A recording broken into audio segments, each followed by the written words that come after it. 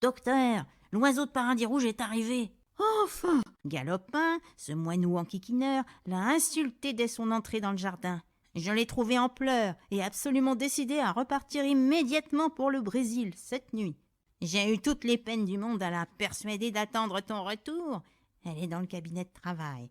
J'ai enfermé Galopin dans une de tes bibliothèques et je lui ai dit qu'à ton retour, je te raconterai la stricte vérité sur sa façon d'agir. Mirandado, je vous sers votre thé ici ou vous venez dans la cuisine quand vous êtes prêt?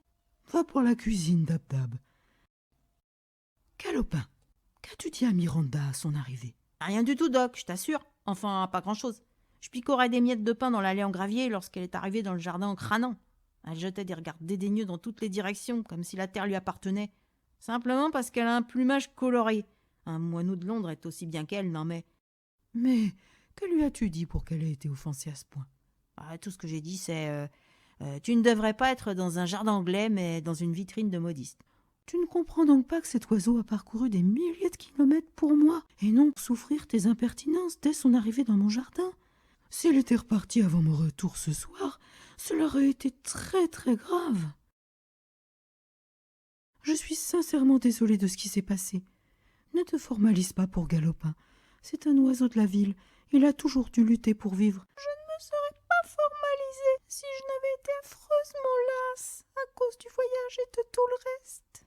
Le pire que j'ai jamais accompli. Dis-moi, qu'a dit Longue-Flèche? Je n'ai pas réussi à transmettre ton message. Longue-Flèche, fils de Flèche d'Or, a disparu. Que lui est-il donc arrivé? Je n'ai pas cessé de le chercher un peu partout, questionnant ici et là.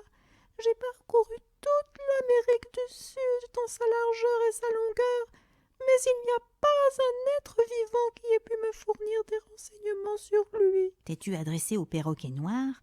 Ils sont au courant de tout d'habitude. Tu penses bien.